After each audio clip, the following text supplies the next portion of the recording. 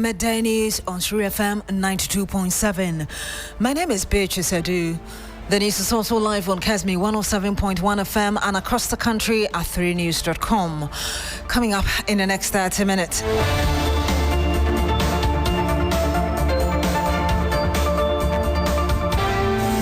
Elections Committee of the NPP clears all 5 aspirants in the presidential race, inviting them for balloting on Friday, the 10th of October.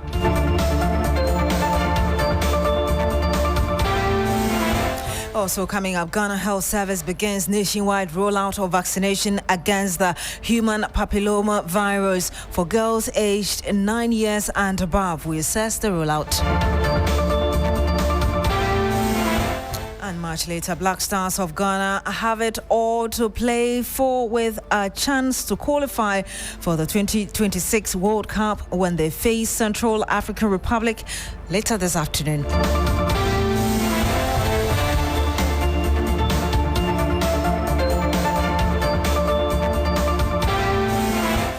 Thank you very much for joining us this afternoon. Now, the New Patriotic Party has cleared all 5 presidential aspirants to contest in the party's upcoming flagbearer race. It follows interception of correspondence from the Elections Committee of the party to all contenders, signifying no disqualification and inviting all 5 contenders to take part in the balloting for positions on the ballot paper this Friday. The party is expected to make an official announcement later today. The clearance follows Tuesday's meeting of the National Council in Accra, which reviewed the report of the Presidential Vetting Committee chaired by former Defense Minister Dr. Kwame Adokufo. Those cleared include Kwabena Eje Japan, Kennedy Ohine Japan, Brian Champon, Dr. Mahmoud Baumia, and Dr. Yao Osei Educhum.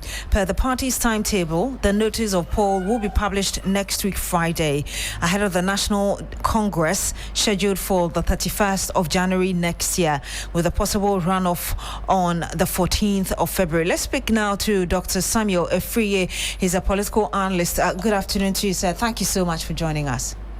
Yeah, good afternoon, Beatrice.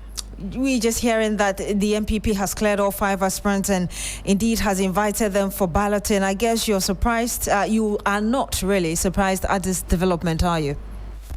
Exactly, yes, Beatrice. I'm not really surprised because you can't just disqualify anyone looking at the situation in the party now. So I don't think that there's any reasons. And even the number is not up to a certain number that at least it can be scaled down. So I think I'm not surprised, and that is what the party needs to do.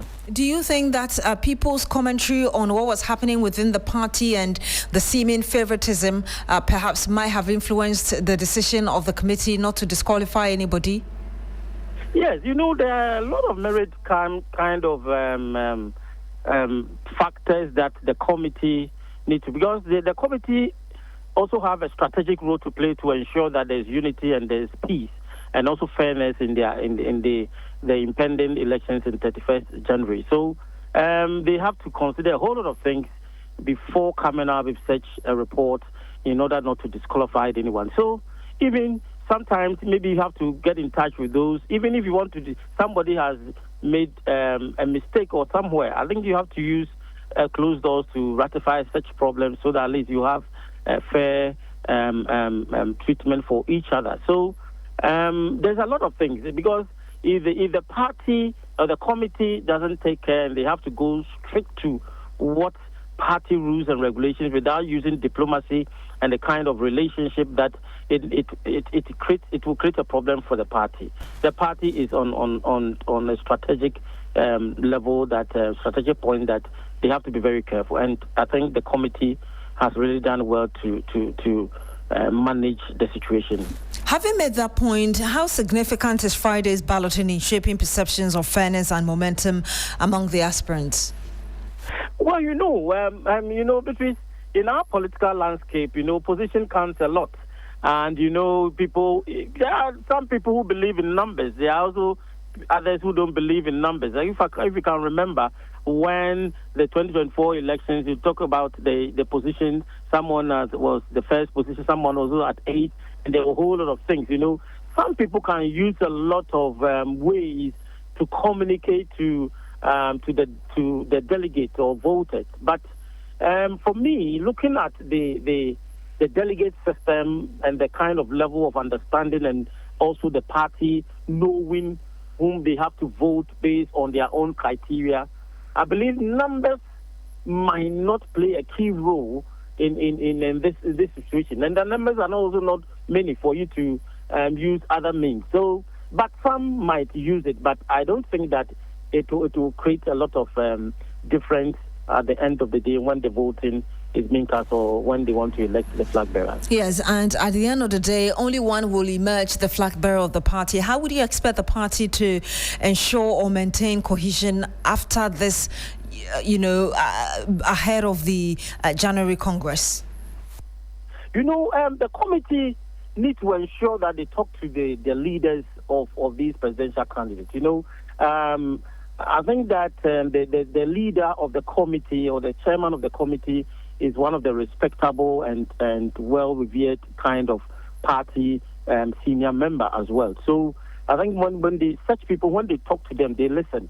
And I think that the chairman should use that opportunity to let them know the critical role of each of them, what they have to play, and also advising their followers as well.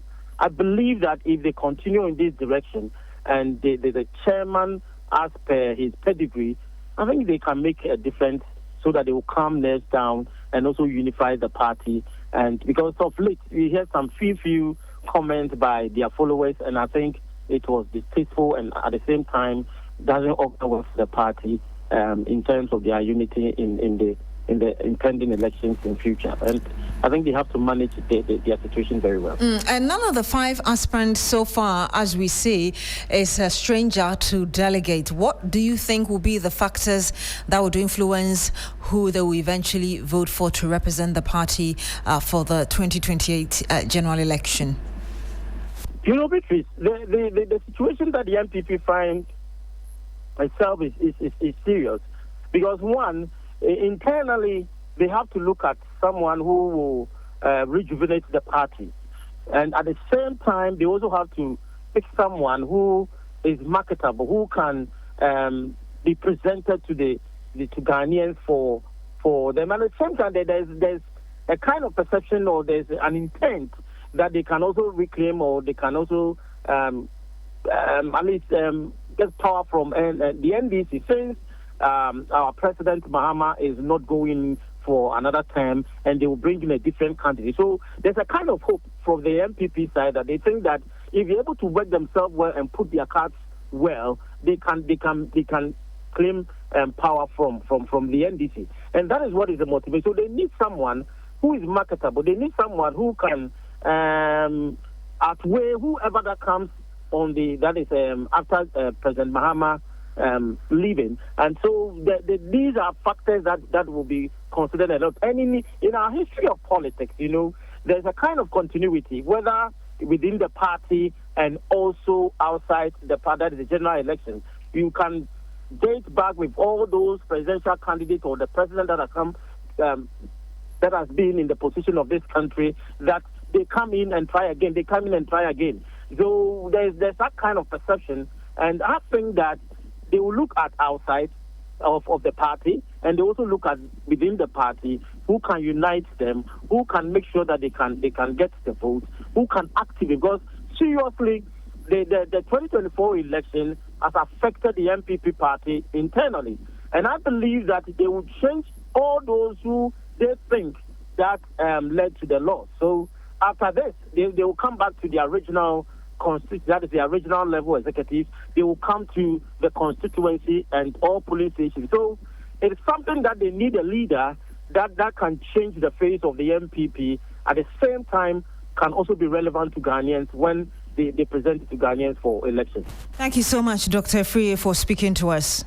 My pleasure, Beatrice. And you had Dr. Samuel Efriye. He's a political analyst. So let's bring you some more on these individuals who have been cleared by this vetting committee to participate in the party's congress ahead of the 2028 general election. We start with Engineer Kwabena Ejie-Japon, who is a former general secretary of the NPP. He was elected in April 2014 and he was suspended in 2015. Well, he also served as press secretary and presidential spokesperson to former President John Ejekum Kufuor between the years of 2000 and 2006.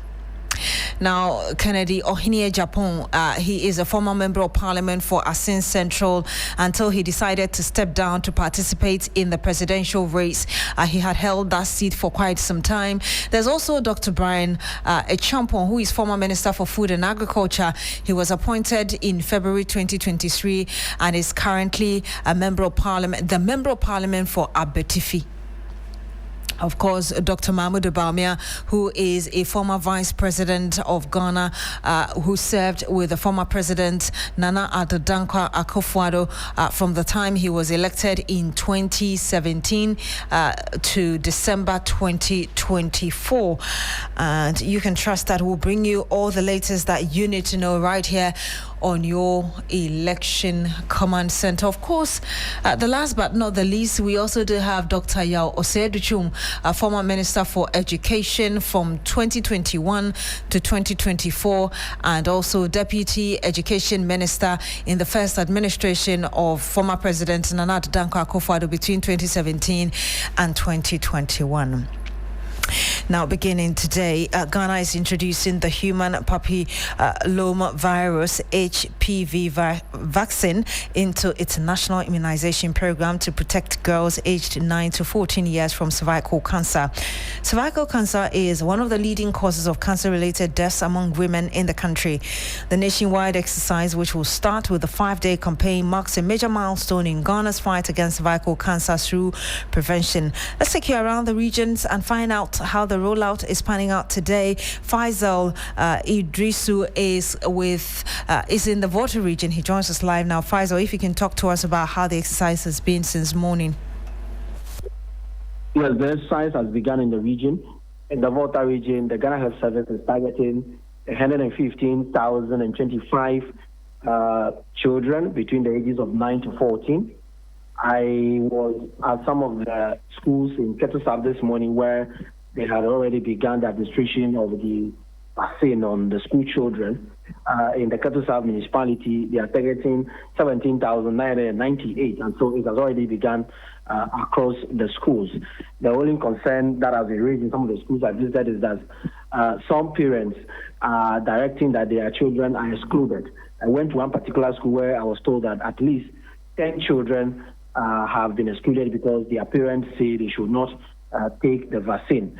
The officials of the Ghana Health Service here in the Ketusab municipality have since picked up this information and are following up to ensure that all these children are able to take the vaccine before the exercise ends on the 11th day of this month. We can take a listen to some of the concerns raised by the teachers with regards to these very directives from some of the parents. We have, as a municipality, a target population of 17,998. It's actually touching on both out of school and in school. Before today being the day of commencement of the program, there were some prior activities before today. We did a lot of engagement with key stakeholders, talking about the chiefs, leadership from the various schools, leaders, and what have you. The logistics with regards to the programs were all received yesterday, and the teams were deployed this morning. Currently that we are speaking, they are on the field working, and everything is going on smoothly. And you had some of the representatives ensuring the exercise regarding the vaccination of the HPV vaccine is rolled out perfectly.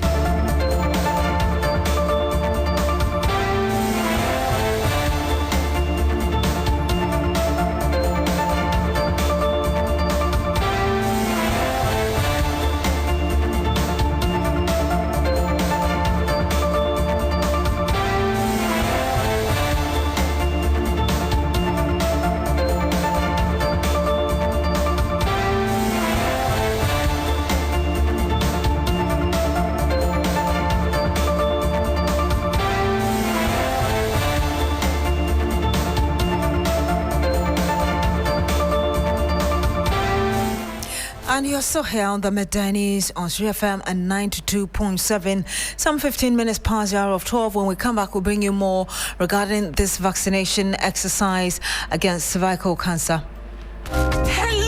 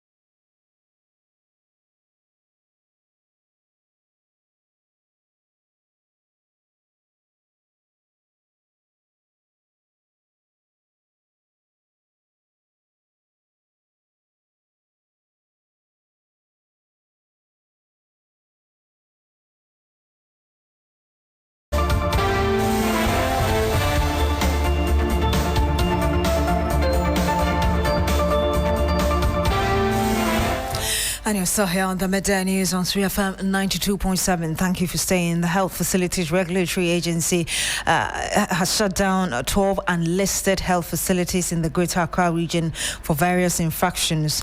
The Medline Medical Lab, Dent Smile Clinic, Covenant Clinic, Oku Adi Memorial Clinic, Advanced Diagnostic Center, among others. The exercise undertaken within 2 days, according to the CEO, Dr. Winfred Barr, is to rid the system of quack practitioners whose actions may be harmful to the general public. Recently, we've noticed that a lot of facilities are operating either without license or some with expired licenses. And this is against the law. Those who have not renewed their licenses, we gave them what we call administrative fines and gave them within 2 weeks to regularize their operations. Some of them did, they paid their administrative fines and they initially registered, we did licensing for them and they are okay. A few of the facilities have been very recalcitrant and they have not paid their administrative fines. They have also not taken steps to get a license. Once your facility is not licensed, we are not sure of what is going on there. We don't know whether you have the right personnel, equipment, and the processes to provide care to patients who enter your facility. Once that happens, it means that we have to come and then close it down. The Health Facilities Regulatory Agency is undergoing what we call a reset. We want to position ourselves to do what we have been set up to do and to protect the public against dangerous practices. And you heard the Chief Executive Officer of the Health Facilities Regulatory Agency, Dr. Winfred Barr. The National Anti-Illegal Mining Operations Secretariat, NIMOS, has for the second time in 2 days launched a major crackdown on illegal mining activities along the Ankoba River in the Nzema East Municipality of the Western Region. This latest operation, carried out on Tuesday, the 7th of October 2025, follows a similar raid on Monday at Abuso in the Prisia Honi Valley District area, an area long plagued by illegal mining, drug dealing and gambling. Heavily armed NIMOS task force members stormed the mining site, dismantling makeshift shanties and confiscating equipment used in the illicit operations. During the operation, the team seized and destroyed the following items: 1 excavator, 100 makeshift structures, they set them ablaze, 7 chamfans, floating dredging machines, 88 water pumping machines, 3 gas cylinders, 3 shovels, 4 plastic chairs, 2 water hoses, 1 DSTV dish, 1 generator set, 1 pickaxe. Now, the crackdown comes just days after NIMOS officials, during the president's engagement with civil society organizations, vowed to intensify their fight against illegal mining and warned of the severe consequences of engaging in such destructive activities. Government has in recent times come under pressure to act decisively as the environmental devastation caused by galamsey continues to threaten the nation's water bodies and farmlands. Now, residents of Wunaro in the Techima North District are once again stranded as the community access road was submerged following just an hour of rain. As the forecast predicts more downpours, the community is raising serious questions about their survival, accusing both political parties of neglecting their plight. Belinda Tete is on the ground with some more. She joins us live now on the phone. Belinda, if you can tell us what exactly the situation of the road is and how this is impacting the lives of residents. Right. So the road situation is actually a terrible one. And everyone take note, this situation has persisted for close to 10 years. And subsequent political parties have used it as a yardstick for their campaigns in and out. But then residents are really not seeing any improvements or any commitment to actually fix the road. Now, the recent rains that have started, yesterday it rained about an hour, and right after the rains, residents can actually not cross to and from their houses because the whole road has been submerged with floods. And so those who even are able to cross are actually finding it really difficult because they have to walk in the water. No cars are not going. The tricycles that mostly ply the roads have decided not to go because of the level of floods they've experienced. And so it's actually a menace for them.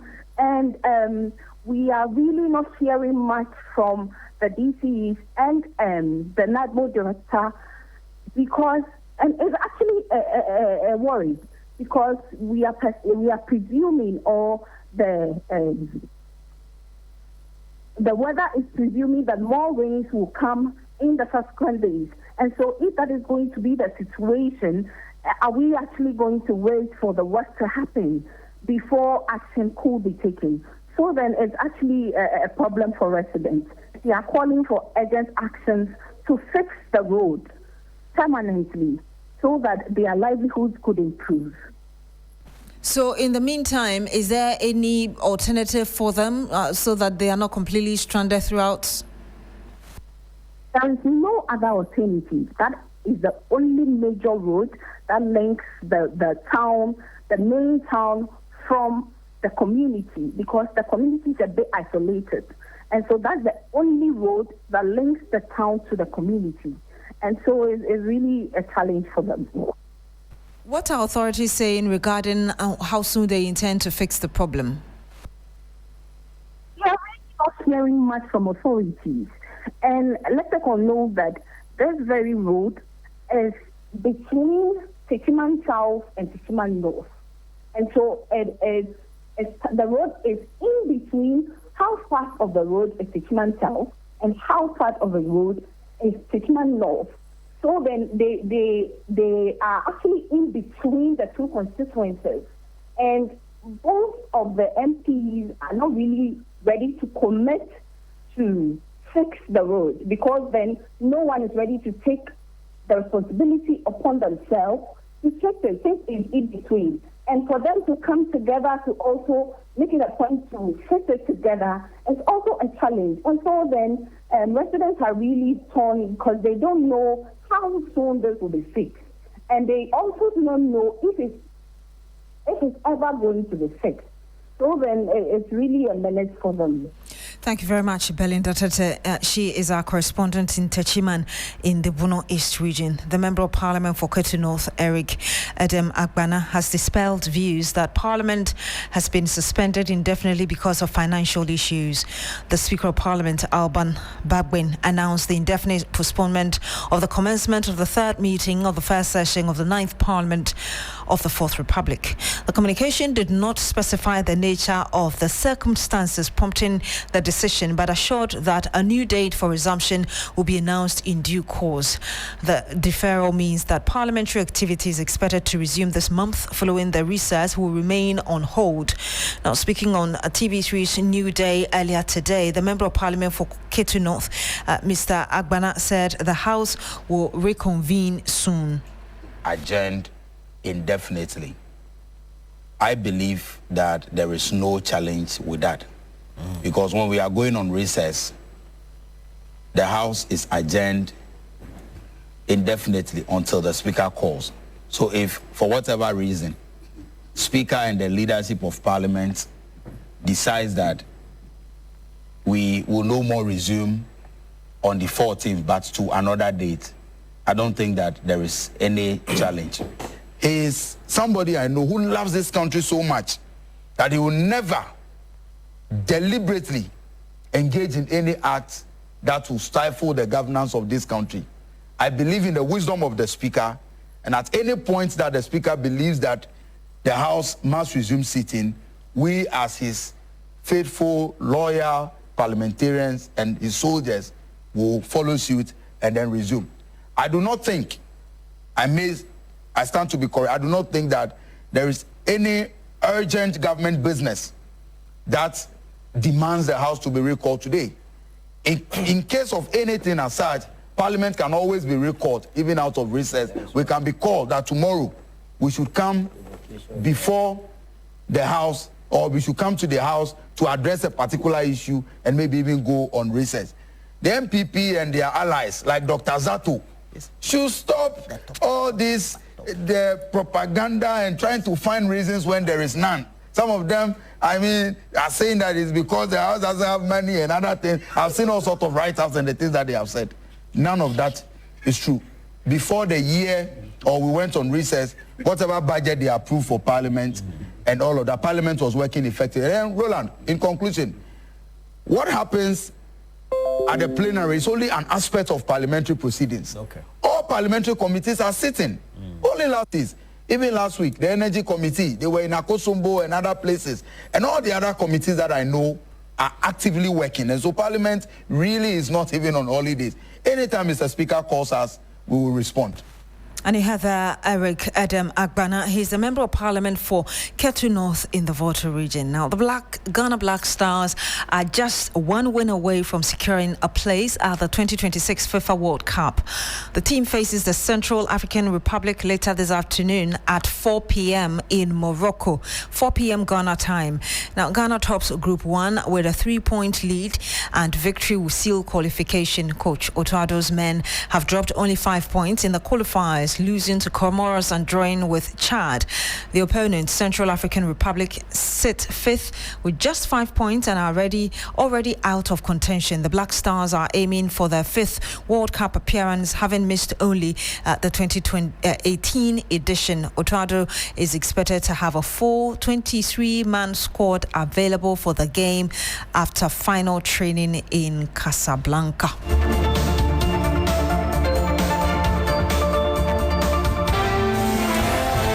And that's it for the news, the midday news here on 3FM and 92.7. My name is Beatrice Adu. Thank you very much for joining us this afternoon. Log on to 3news.com for more news.